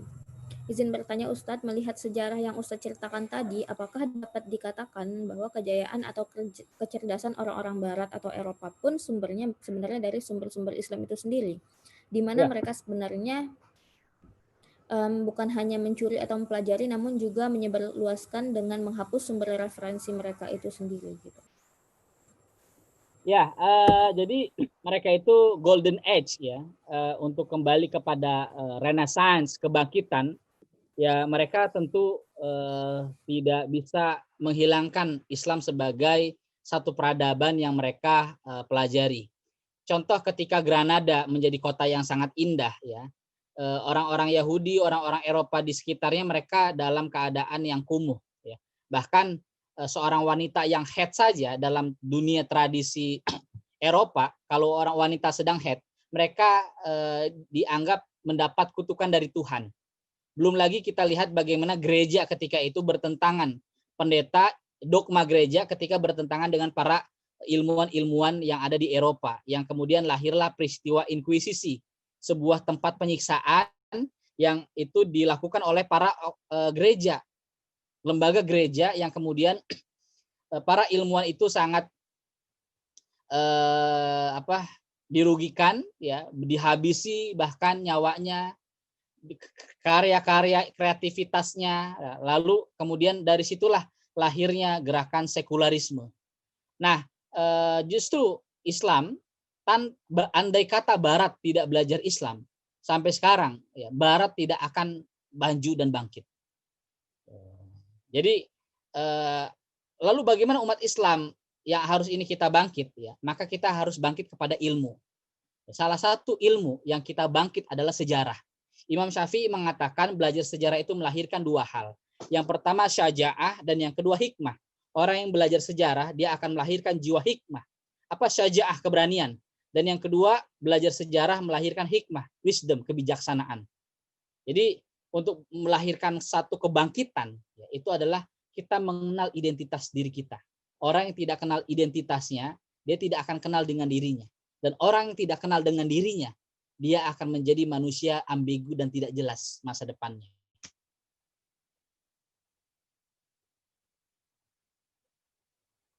Itu teman-teman bisa baca bukunya Ar-Raghib Asy-Syirjani, itu bagus ya. Atau bisa baca bukunya Abu Hasan Ali An-Nadwi ya. Itu juga bagus. Atau Wajah Peradaban Barat Dr. Adian Husaini. Ya, atau lebih bagus lagi baca bukunya Profesor Muhammad Wan Daud ya, gurunya Profesor Alatas, Bangunan Budaya Ilmu. Bagaimana budaya Yahudi, budaya Cina, budaya peradaban-peradaban di luar Islam kemudian tercerahkan dengan budaya peradaban Islam. Nah, peradaban Islam itu adalah ya yang kemudian melahirkan bukan hanya rahmat buat Islam, tapi menjadi rahmat ya untuk agama di luar Islam.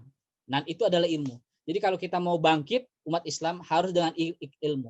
Iqra bismi rabbikal ladzi khalaq. Itu moderator. Oke, baik, terima kasih Ustadz. Berikutnya ada pertanyaan dari Mbak Nurul. Ustadz, saya bingung tentang kekhalifahan, tentang Abbasiyah, Umayyah, dan seterusnya, yang sifatnya seperti kerajaan karena pimpinan diwariskan kepada keluarganya. Bagaimana tentang hal ini Ustadz? Apakah itu sesuai dengan syariah? Adakah buku lengkap tentang hal tersebut? Syukran. Ya, sebenarnya memang bukan lebih kepada sistemnya, tapi bagaimana nilai-nilai kekhalifahan itu ya, itu terjawentahkan ya, dalam ajaran syariah. Jadi siapapun khalifahnya, dia harus menegakkan keadilan, harus menegakkan syariah, harus menegakkan kedaulatan, nilai-nilai Islam yang itu menjadi rahmat untuk bangsa yang lain. Nah, adapun kemudian sistem monarki, ya, walaupun itu kemudian ada yang bertanya kehalifan ini kemudian hancur Abbasiyah, kemudian Umayyah itu salah satunya oleh sistem monarki turun menurun. Tidak juga. Ya. Jadi sistem monarki turun menurun itu zaman Abbasiyah, zaman Umayyah, ya kan, itu tidak juga. Tapi faktornya adalah ketika umat itu sudah hubud dunia, sudah cinta dunia, bahkan kehancuran Turki Utsmani, ya, juga ketika kekhalifahan itu sudah dekat ya kepada dunia, lalu kemudian sudah tidak memperdulikan ilmu, ya, sudah tidak memperdulikan ilmu. Nah, kita harus tentu bagaimana khilafah ala minhaji nubuwah itu, ya, satu pemerintahan yang itu berdasarkan dari nilai-nilai kenabian, ya. Dalam bahasa Iqbal, Syir Muhammad Iqbal, seorang sastrawan Pakistan, bagaimana nilai-nilai satu pemerintahan itu, ya, itu harus ditegakkan dari nilai-nilai Islam. Apakah itu bentuknya kerajaan, apakah itu sifatnya bentuknya monarki, apakah itu sistemnya demokrasi, kata Iqbal, yang paling terpenting adalah nilai-nilai syariah Islam itu menjadi rahmat untuk semua alam. Itu, Mbak. Oke, terima kasih Ustadz. Ini saya ada pertanyaan lagi nih Ustadz.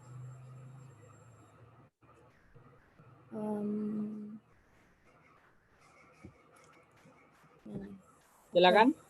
Apakah aman secara akidah jika kita belajar tentang Islam di universitas-universitas barat dengan alasan mereka punya banyak manuskrip peradaban Islam? Apakah ilmu-ilmu yang mereka sampaikan dalam perkuliahan masih murni atau ada juga yang sudah dibelokkan? Dari Mbak Ike. Yang pertama adalah niat, ya. Kita belajar ke barat itu apa niatnya? Ya. Terus yang kedua, kita mau belajar ke barat itu apa? Kalau belajar akidah ke barat jelas salah. Bagaimana kita mau belajar akidah, mau belajar tafsir, mau belajar syariah, mau belajar fikih? Kalau orang barat itu, maaf, ya, orientalisnya tidak percaya tauhid, ya. Lalu kemudian tidak masuk Islam dan sebagainya. Tapi kalau kita mau belajar barat metodologinya, itu yang saya kira perlu. Metodologi barat. Bagaimana barat melakukan studi naskah, ya, metode riset. Nah, itu yang perlu kita ambil dari barat. Tuh. Tapi kalau belajar ilmunya barat, bagaimana mengenal Islam, nah ini yang salah. Bagaimana ilmunya orang barat mengenal sejarah Islam, nah itu yang salah. Nah, tapi belajar studi riset saya kira kita perlu. Dan itu tidak menjadi kafir, tergantung kita. Apa lantas kemudian kita menjadi inferior, kompleks, menjadi minder? Nah, itu juga tergantung kita. Ya, Said Qutb saja dia belajar sastra kan bukan di Mesir, dia belajar sastra di Amerika. Lalu Profesor Dr. Abdul Halim Mahmud, dia belajar Abdul Halim Mahmud ini Grand Sheikh Universitas Al Azhar Mesir. Dia belajar ke Prancis, ya, ke Universitas Sorbonne. Lalu kemudian Prof. Syed Naqib Alatas belajar Islam ke McGill, Montreal, Kanada. Lalu kemudian ada lagi Profesor Rasidi, Pak Rasidi, ya, belajar studi Islam, ya, metode riset dan filsafat. Dia belajar ke Universitas Sorbonne di Paris, Prancis. Tapi apakah lantas dia jadi kafir? Enggak. Justru semakin yakin. Bahkan Profesor Al-Atas, ya, Prof. Al-Atas, dia belajar Islam langsung ke Barat, ya. Bukan dia enggak yakin peradaban Islam itu enggak ada di kampus-kampus besar Islam. Dia belajar itu bagaimana karya-karya ulama-ulama kita itu ada di Barat. Tapi dia sudah punya worldview yang jelas. Nah, jangan sampai kemudian orang belajar Islam otaknya kosong, ya, lalu kemudian dicekokin sama orientalis. Jadi saya kira kalau perlu belajar riset, ya belajarlah ke mereka bagaimana mereka merawat dokumen, ya, bagaimana mereka melakukan studi tahqiq, ya itu perlu kita belajar. Tapi untuk belajar tentang keyakinan, ya mereka saja masih banyak yang ateis, bahkan mereka yang menjadi split personality. Ada orientalis, contoh misalkan yang sekarang tuh orang Inggris, Allahu Akbar, saya lupa namanya. Sampai sekarang dia jadi rujukan. Ya. Tapi apakah Islam? Enggak. Nah sayangnya. Jadi teman-teman ya, jangan menerima mentah-mentah semua yang langsung dari Barat itu adalah benar. Perlu diteliti, bahkan perlu dikritisi. Ya. Pak Rasidi, Profesor Rasidi pernah mengkritik Profesor Joseph Scott, seorang pakar hukum Islam di Universitas McGill. Dan itu diakui reputasinya Profesor Rasidi.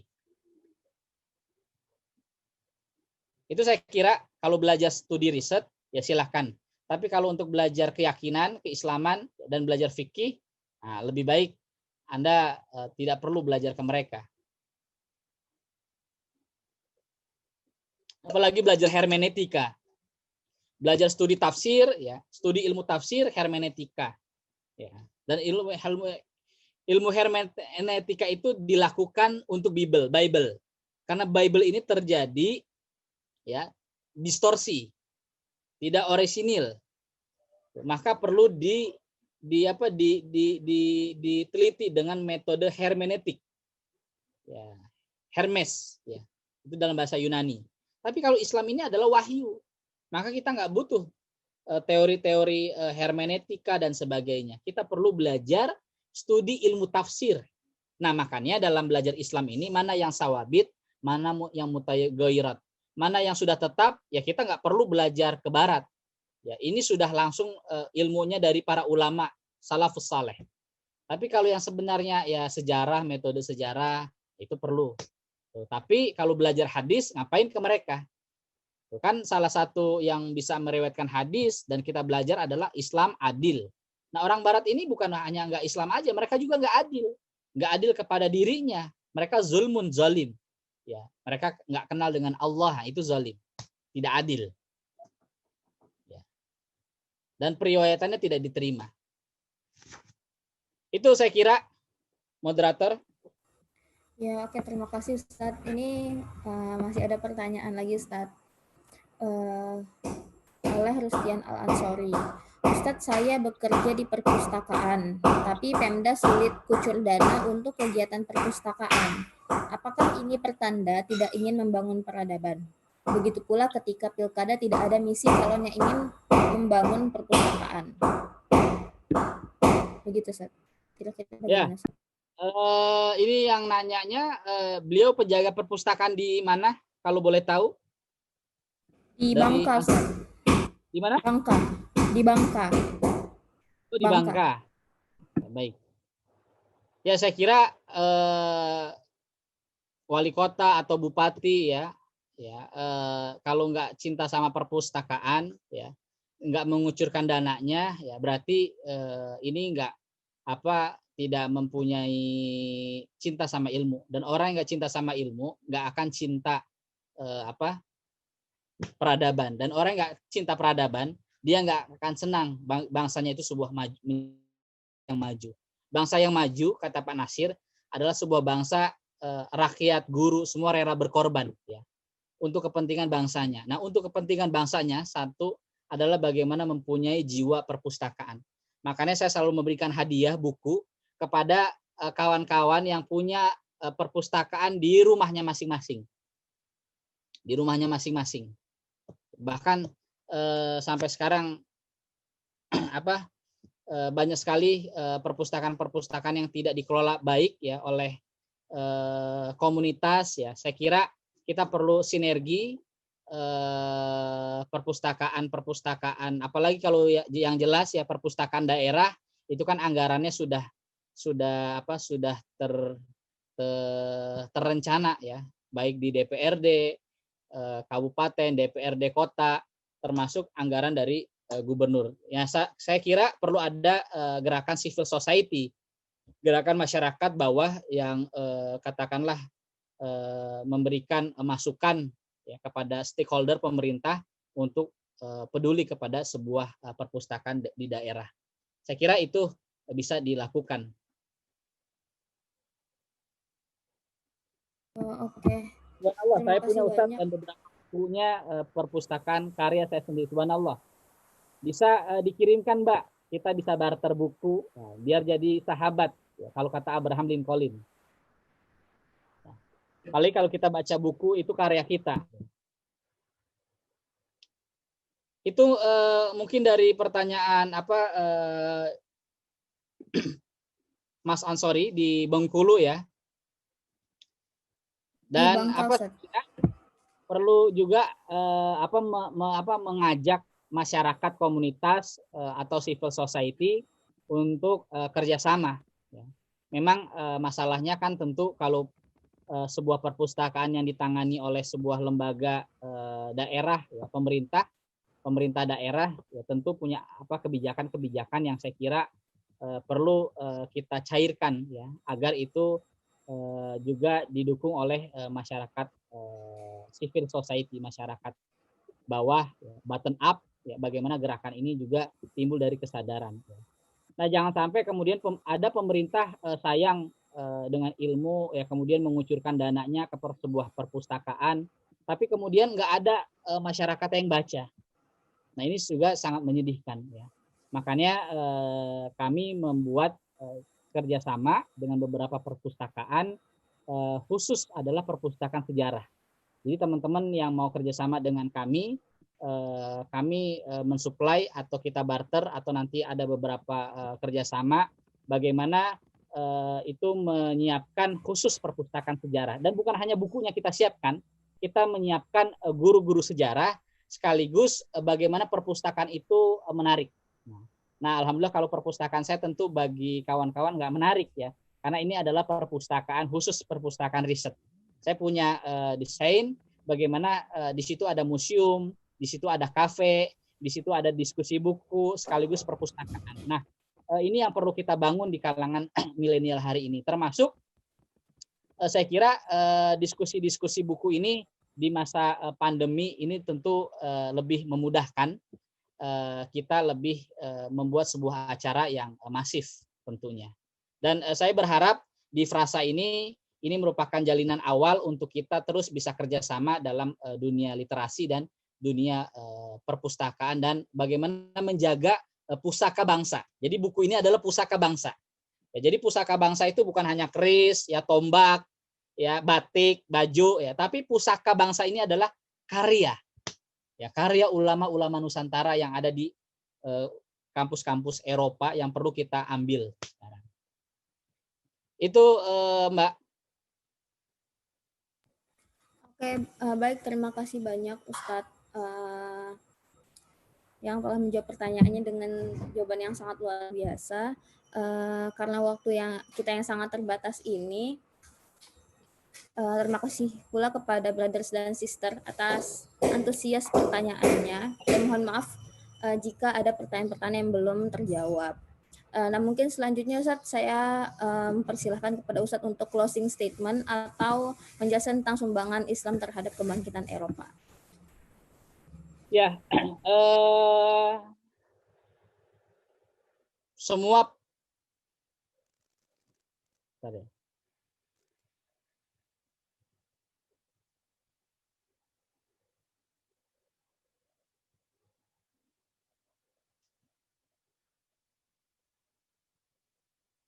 ya, tidak ada peradaban yang itu menjadi rahmat untuk semua dunia kecuali peradaban Islam.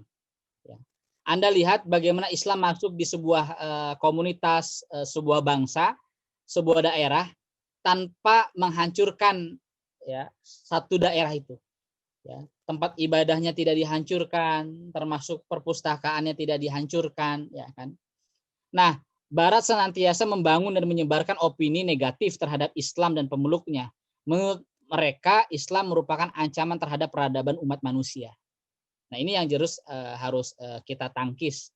Makanya bukunya untuk teman-teman, ya, bisa membaca buku awal Wajah Peradaban Barat yang ditulis oleh Ustadz Adian Husaini, Dr. Adian Husaini, judulnya Wajah Peradaban Barat. Nah, semua ilmu-ilmu itu merupakan sumber-sumber ilmu-ilmu yang ada di Islam. Makanya kalau kita kuliah, ya, kuliah itu kan kuli, artinya menyeluruh. Jadi orang yang kuliah itu yang sudah jadi mahasiswa berpikirnya itu adalah komprehensif. dan integratif. Ya. Tidak juz'iyah, tidak parsial. Jadi teman-teman misalkan gini, teman-teman kuliah jurusan ekonomi. Ya. Artian teman-teman bukan hanya ngubek aja di ekonomi, ya. Tapi juga teman-teman harus integratif dan harus kuliah, harus kuli berpikirnya. Contoh, meneliti masyarakat kemiskinan itu kan bukan hanya dari studi ekonomi, tapi juga di studi dari psikologinya, ya, futurologinya, patologinya, lalu kemudian antropologi masyarakat, kenapa kemudian masyarakat itu menjadi masyarakat yang malas, bagaimana membentuk masyarakat yang agraris kemudian mempunyai semangat daya juang yang tinggi. Nah, itu aspek-aspek belajar ilmu yang itu adalah lahir dari ya kuli, ya, menyeluruh, dan itu hanya ada di Islam. Berbeda dengan pemikiran-pemikiran barat yang belajar itu juz'iyah, hanya parsial. Jadi orang belajar sejarah terus sejarah. Nah, kita juga harus berpikir kuli, tapi kita tentu juga harus mempunyai spesialisasi. Dan itulah yang saya kira para ulama-ulama besar ya seperti Ibnu Sina, Ibnu Al-Farabi, Ibnu Qayyim Al-Jauziyah, Imam Al-Ghazali, Al-Kindi dan sebagainya, mereka bukan hanya menguasai disiplin ilmu. Ya, mereka misalkan Abu Raihan Al-Biruni, dia ahli telematika, dia ahli matematika, dan dia juga adalah ahli sejarah. Ya, lalu kemudian Al-Farabi, ya, dia juga ahli politik, dia juga ahli tata negara, dia juga ahli filsafat, seni, ya, budaya, ya, dan dia juga seorang sains. Ya, terus termasuk Ibnu Hazm Al-Andalusi, ya, dari Andalusia, dia ahli pakar agama dan dia juga ahli sains. Ibnu Sina pakar kedokteran Islam, ya, dan dia juga ahli filsafat dan sebagainya. Imam Al-Ghazali ahli fikih, ya, lalu kemudian studi ahli psikologi, lalu kemudian dia juga mengerti tentang bagaimana sebuah penyakit, ya, penyakit hati, ya, itu juga dokter hati, ya, Imam Al-Ghazali. Jadi saya kira itulah sumbangan Islam terhadap kebangkitan Eropa, yang kemudian Eropa ini, ya, ada yang orang yang jujur dan ada yang tidak. Makanya kesimpulan dari diskusi ini saya kira kita tidak akan menjadi orang besar jika selama hidup tidak pernah membaca sejarah orang-orang besar. Jadi untuk cara menjadi orang besar adalah sekarang bacalah sejarah orang-orang besar. Ya, tapi kalau sekarang kita dicekoki dengan artis Korea, dengan film-film yang remeh-temeh dan sebagainya, ya kita tidak akan pernah menjadi orang besar. Nah, jadi membaca buku dari sekarang, ya teman-teman, ya, kalau teman-teman yang dari dulu SMA sekarang sudah jadi mahasiswa, bacanya misalkan hanya Terelie saja, teman-teman tidak akan terus menambah khazanah dan tidak akan menambah perubahan, ya, untuk kemajuan teman-teman. Teman-teman dari sekarang harus sudah membaca buku-bukunya Ibnu Khaldun, sudah membaca bukunya Muhammad Natsir, Kapita Selecta, dan buku-buku karya-karya besar. Dan itulah saya kira perlu kita membangun ketahanan kejayaan kebangsaan ini, ya, dengan menjaga dan membaca pusaka sejarah orang-orang besar, dan itu salah satu merawat Indonesia. Ya. Dan teman-teman bisa baca slide saya, sumbangan Islam terhadap kebangkitan Eropa, dan kita bisa diskusi di Pusdok Tamadun, teman-teman bisa japri dan bisa silaturahmi. Mudah-mudahan pandemi ini bisa segera berakhir dan teman-teman bisa bersilaturahmi ke Rumah Sejarah Indonesia, sebuah konsep perpustakaan berbasis sejarah. Ya, jadi di sini di perpustakaan kami ada foto-foto, ada koleksi, ada kaset, dan kami punya 125 kaset, mulai dari Hamka, Pak Nasir, Bung Karno, dan sebagainya. Lalu ada koran-koran, ada foto-foto, ada mesin tik seorang tokoh. Jadi Rumah Sejarah Indonesia. Jadi saya pengen museum itu, ya, rumah itu konsepnya museum dan sekaligus konsep perpustakaan, dan juga ada nilai-nilai edukasi dan nilai-nilai pendidikan agar generasi kita ini senang kepada sejarah. Ya. Baik, itu yang saya bisa sampaikan, moderator. Ya baik, terima kasih banyak Ustadz Hadi. Ustadz, sebelumnya saya ingin konfirmasi dulu, Ustadz, apakah kita masing-masing peserta benar-benar mendapatkan satu buku ya, Ustadz? Oh iya, baik. Biar tidak ada pertanyaan ya, tanda tanya. Ini komunitas kantornya di mana? Di Depok, Ustadz. Oh, alhamdulillah. Depoknya di mana?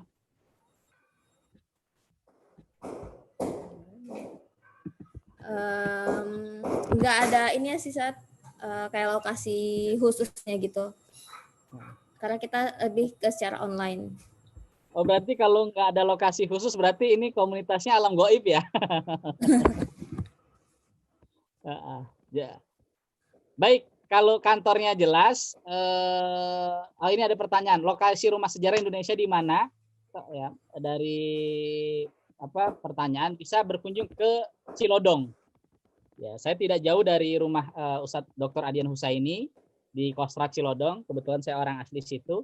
Jadi teman-teman bisa berkunjung ke saya. Artinya berapa orang? Nanti saya akan kirimkan buku ya, artinya kantor Prasa di mana, rumah atau ketua panitia Prasa di mana acara ini, saya akan kirim buku sesuai dengan yang ikut peserta hari ini. Nanti ongkir saya kira untuk lebih fair itu ditanggung peserta masing-masing. Itu lebih enak saya kira ya.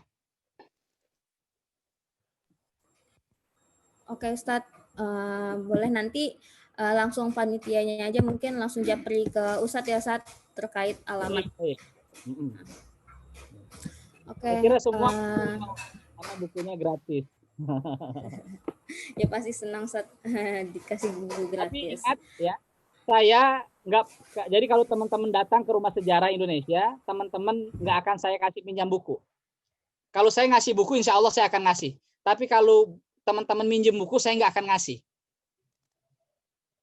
Ya, karena kata Imam Syafi'i, orang bodoh adalah orang yang gemar meminjamkan buku. Dan orang jahat adalah orang yang meminjam buku dan tidak pernah mengembalikan buku. Nah, jadi saya tidak pengen dibilang orang bodoh, ya. Orang yang rajin. Jadi teman-teman yang hari ini pinjam buku teman-temannya, ya itu segera ya dibalikin ya, biar nggak disebut orang jahat. Karena cari buku ini sangat susah, ya. Ya, jadi kalau teman-teman pinjam buku nggak dibalikin, ya diskusi kita hari ini sangat kena. Apa? Teman-teman telah mencuri buku, membakar buku bahkan. Nah, ya. Kan kita sangat sedih, buku kita beli, kita rawat, lalu dipinjam oleh kawan, kertasnya ada yang robek, ada yang kena kopi, ada yang kena macam-macam lah. Ya. Insya Allah bisa dijapri nanti buat buku persekutuan antara Amerika, Iran, dan Israel. Ini buku yang kami terbitkan dan khusus kami berikan gratis di acara Prasa diskusi ini. Alhamdulillah, terima kasih banyak Ustadz yang telah memberikan materi kepada kita, terus juga memberikan buku gitu kepada para peserta yang hadir pada acara hari ini. Kita sudah berada di penghujung. Moderator, gimana Ustadz? Sampai sekarang saya punya penyakit yang sampai sekarang belum sembuh. Jadi penyakit saya itu kalau satu hari nggak baca buku, kepala saya sakit.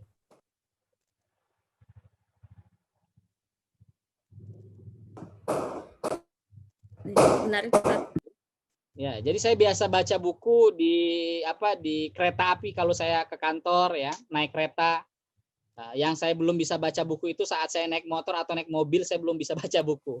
Kecuali kalau saya naik mobil bus ya, atau naik Grab atau naik busway, ya, saya baca buku sambil berdiri.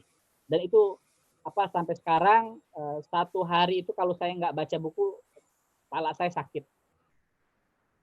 Gitu, karena mungkin udah habit ya Ustadz ya.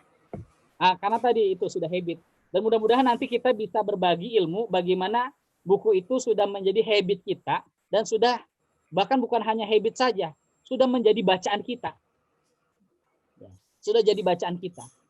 Saya kalau saya baca buku, satu buku, ya, besoknya atau malamnya itu saya tiba-tiba mimpi. Ya, saya pernah baca buku tentang biografinya DN Aidit, ya, tentang sejarah PKI sama Aidit. Ya, mimpi malamnya saya berdebat dengan Aidit, dengan tokoh-tokoh PKI. Nah itu kalau baca buku itu sudah menjadi habit, bahkan itu di luar alam kesadaran kita menjadi sebuah ekspektasi dan imajinasi yang sangat luar biasa. Dan paling yang penting adalah sebaca apapun yang kita buku, ya itu harus melahirkan Iqra bismi rabbikal ladzi khalaq. Harus makin mendekatkan kita kepada Allah yang Maha Kuasa. Harus menjadi khasyah. Baik, ini yang saya bisa sampaikan, moderator dan kawan-kawan perasa. Semoga Allah berikan kekuatan untuk kita semua untuk mempunyai kecintaan kepada buku, kepada ilmu, dan dalam diskusi penghancuran buku tidak ada dan tidak boleh satu bangsa atau satu pemerintahan yang itu melarang penerbitan buku yang dianggap larang.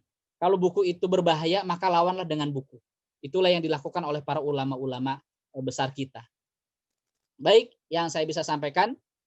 Billahi taufiq wal hidayah. Assalamualaikum warahmatullahi wabarakatuh. Waalaikumsalam warahmatullahi wabarakatuh.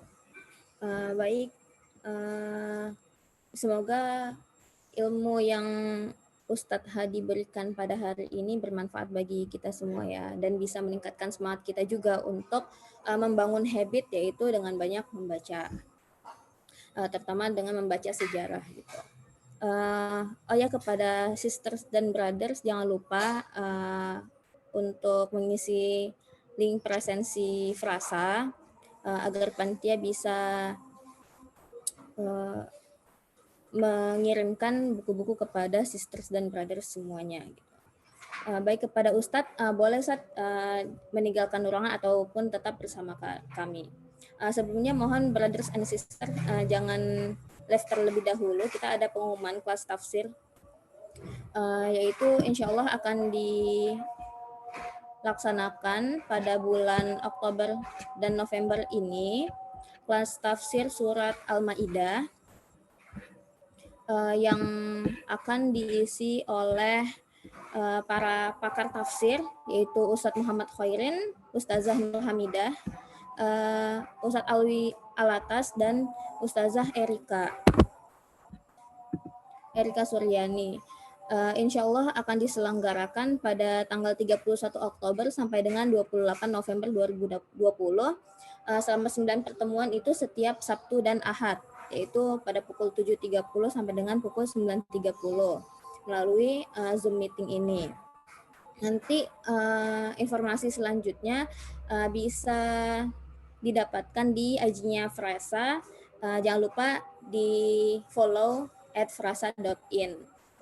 Tapi untuk kelas tafsir ini hanya dikhususkan untuk para sister sekalian ya. Baik, jangan lupa juga kepada sisters dan brother untuk mengisi kuesioner yang akan di-share oleh panitia Frasa di Zoom chat ataupun di WA group. Dan jangan lupa untuk mengisi link sertifikat yang akan dibagikan juga oleh panitia di dalam Zoom chat. Baik, tanpa memperpanjang penutup, karena sudah zuhur juga, terima kasih kepada sister brothers yang telah mengikuti Frasa Talk pada hari ini. Sampai dengan selesai, mari kita akhiri kajian ini dengan doa kafaratul majelis. Subhanakallahumma wa bihamdika asyhadu an la ilaha illa anta astaghfiruka. Wassalamualaikum warahmatullahi wabarakatuh.